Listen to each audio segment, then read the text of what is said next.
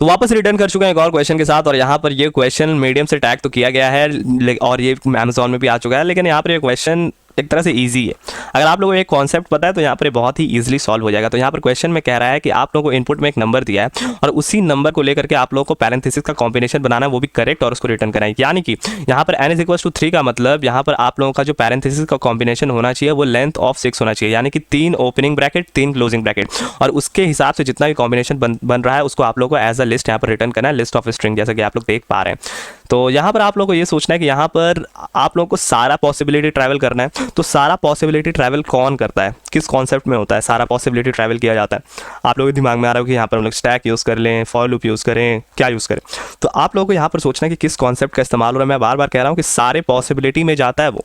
जैसे कि मैंने अगर एक पैरेंथेसिस लगाया, अब उसके बाद मुझे मैं चाहता हूँ कि सारा पॉसिबिलिटी अपने आप कॉल होते रहे, सारा पॉसिबिलिटी अपने आप कॉल होते रहे। क्या होते रहे? सारा पॉसिबिलिटी अपने आप कॉल होते रहे। अपने आप कॉल होते रहे मतलब क्या होता है? रिकर्शन। यानी कि यहाँ पर आप लोग एक पैरेंथेसिस लगाएंगे, उसके बाद सारे पॉसिबिलिटी में वो खुद जाना स्टार्ट कर देगा, अपने फंक्शन को ही वापस कॉल करने लगेगा। तो यहाँ पर हम लोग रिकर्शन का इस्तेमाल करेंगे, और यहाँ पर ये 2-3 लाइन का ही है रिकर्शन का जो फंक्शन बनेगा वो। तो यहाँ पर हम लोग सबसे पहले स्टार्ट करते हैं, यहाँ पर एक वो बना लेते हैं, लिस्ट बना लेते हैं। तो लिस्ट ऑफ स्ट्रिंग, और यहाँ पर रिजल्ट कर देते हैं इसको। स्ट्रिंग का स्पेलिंग सही लिखा मैंने, STRING, okay. Result = new array list बनाते हैं, एरे लिस्ट, और यहाँ पर ओके। तो हमारा एक बन चुका है, यहाँ पर लिस्ट ऑफ स्ट्रिंग बन चुका है। अब हम लोग क्या करना पड़ेगा कि यहाँ पर हम लोग को एक फंक्शन क्रिएट करना पड़ेगा। तो फंक्शन बनाते हैं वॉइड क्या नाम से बनाए, जेन पैरेंथेसिस, मतलब जनरेट पैरेंथेसिस के नाम से बनाते हैं। तो यहाँ पर ये जो फंक्शन है इसके अंदर हम लोग सबसे पहले ये लिस्ट लेकर के आते हैं। इस लिस्ट के अंदर ही हम लोग अपने वैल्यूज़ को स्टोर कर रहे होंगे। तो यहाँ पर ये लिस्ट हम लोग को एज अ पैरामीटर चाहिए होगा, तो यहाँ पर वो लिस्ट ले लेते हैं। उसके बाद हम लोग को एक स्ट्रिंग मेंटेन करना होगा जिसके अंदर हम लोग एक एक पैरेंथेसिस को ऐड करेंगे, और उसी के बेसिस पे हम लोग चेक करेंगे कि यहाँ पर हम लोग का जो कंडीशन है वो फुलफिल हो रहा है कि नहीं। यहाँ पर करेक्ट पैरेंथेसिस का कॉम्बिनेशन बना भी है या फिर नहीं। तो यहाँ पर एक स्ट्रिंग का भी हम लोग का ज़रूरत पड़ने वाला, तो यहाँ पर करेंट कर लेते हैं, करेंट। और यहाँ पर अब हम लोग को ये भी मेंटेन करके चलना होगा कि जो हम लोग का ओपनिंग ब्रैकेट है वो n से बड़ा नहीं होना चाहिए, और क्लोजिंग ब्रैकेट भी n से बड़ा नहीं होना चाहिए। तो यहाँ पर हम लोग को उसी चीज़ को चेक करने के लिए यहाँ पर एक काउंटर वेरिएबल बनाना पड़ेगा ओपनिंग ब्रैकेट्स के लिए, और काउंटर वेरिएबल बनाना पड़ेगा क्लोजिंग ब्रैकेट्स के लिए। और यहाँ पर हम लोग को n भी चाहिए होगा, तो n को भी ले लेते हैं, इंट n, ठीक है। अब उसके बाद नेक्स्ट चीज़ यहाँ पर ये है कि हम लोग को क्या करना है, अब हम लोग को एक बेस केस लिखना है। तो बेस केस यहाँ पर क्या होगा कि बेस केस तभी होगा जब हम लोग ये कह सकते हैं जो करंट जो है, जो हमारा करंट के अंदर हमारा जो पैरेंथेसिस का कॉम्बिनेशन है वो स्टोर हो रहा है, करंट स्ट्रिंग का जो लेंथ है वो बराबर हो जाए 2 × n के बराबर हो जाए। मतलब कि यहाँ पर n जो वैल्यू दिया है इसका मतलब हुआ कि इतना नंबर ऑफ ओपनिंग और क्लोजिंग ब्रैकेट्स का आप इस्तेमाल कर सकते हैं। यानी कि यहाँ पर 3 दिया है तो 3 ओपनिंग ब्रैकेट्स का आप इस्तेमाल कर सकते हैं। अब उसको करेक्ट करने के लिए आप लोग क्या करना होगा कि आप लोगों को 3 क्लोजिंग ब्रैकेट्स का भी इस्तेमाल करना होगा। तो यहाँ पर जो करंट का जो लेंथ हो जाएगा वो डबल हो जाएगा n से। तो यहाँ पर जब भी ऐसा हो जाता है तो हम लोग क्या ये समझ जाएंगे कि हम लोग का जो पैरेंथेसिस का कॉम्बिनेशन है वो कंप्लीट हो चुका है। तो हम लोग क्या करेंगे, उसको रिजल्ट के अंदर ऐड करेंगे, रिजल्ट डॉट ऐड, और यहाँ पर हम लोग का जो करंट है उसको हम लोग ऐड कर लेते हैं,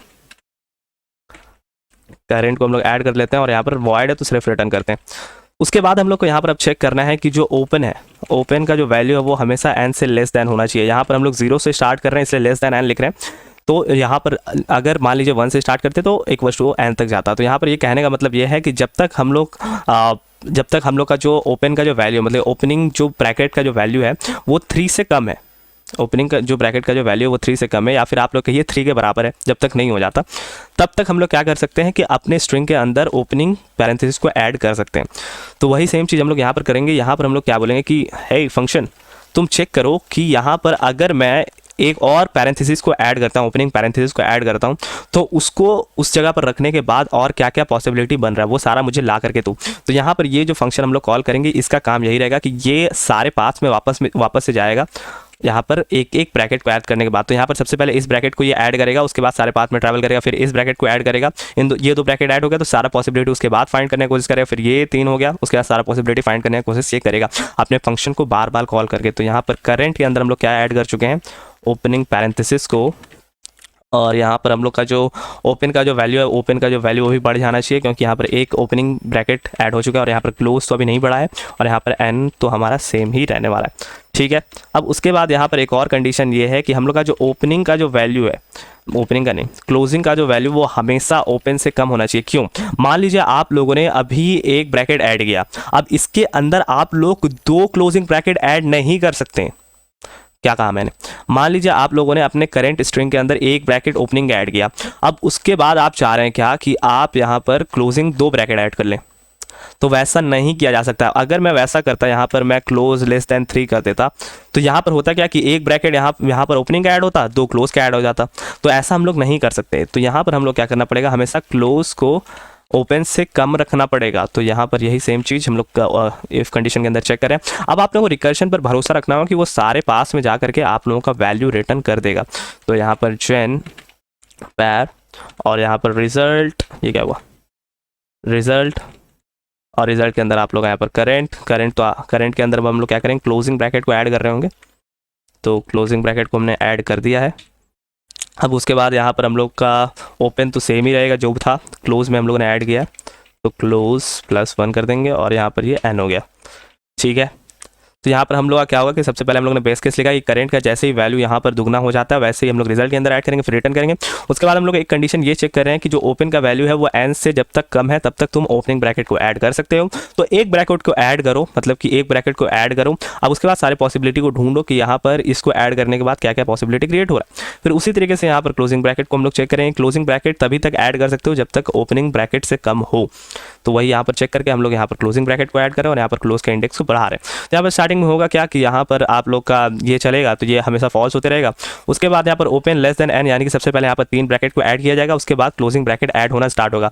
तो रिकर्सिव स्टैक से होगा क्या कि फिर जैसे जैसे रिटर्न होगा तो वैसे वैसे आप लोगों का वैल्यू जो है वो हर पॉसिबिलिटी में जा जाके चेक होगा, और चेक होने के बाद आप लोगों का हर एक पॉसिबिलिटी रिजल्ट के अंदर ऐड होगा। तो यहाँ पर आप लोगों को पता ही होगा कि रिकर्शन के अंदर रिकर्सिव स्टैक बनता है।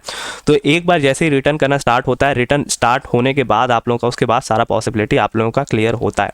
तो यहाँ पर ज़्यादा नहीं डेप्थ में चलते हैं। यहाँ पर हम लोग क्या करते हैं, यहाँ पर जनरेशन पैरेंथेसिस को हम लोग कॉल कर लेते हैं और यहाँ पर इसके अंदर रिजल्ट पास करते हैं। रिजल्ट गया, रिजल्ट के साथ हम लोग को भेजना पड़ेगा एक करंट स्ट्रिंग, तो इसको नल भेज देते हैं, मतलब कोई भी एक स्ट्रिंग नहीं है अभी इसके अंदर, कुछ भी एडेड नहीं है। 0 से स्टार्ट करते हैं ओपन को और 0 से स्टार्ट करते हैं क्लोज को, और उसके बाद यहाँ पर हम लोग का एन जो वैल्यू है वो भेज देते हैं। और उसके बाद यहाँ पर हम लोग क्या करते हैं, रिटर्न कर देते हैं हम लोग रिजल्ट को। तो यहाँ पर एक काम करते हैं, हम लोग रन करते हैं, देखते हैं कि करेक्टली रन हो भी रहा है या फिर नहीं, कुछ गड़बड़ भी है यहाँ पर।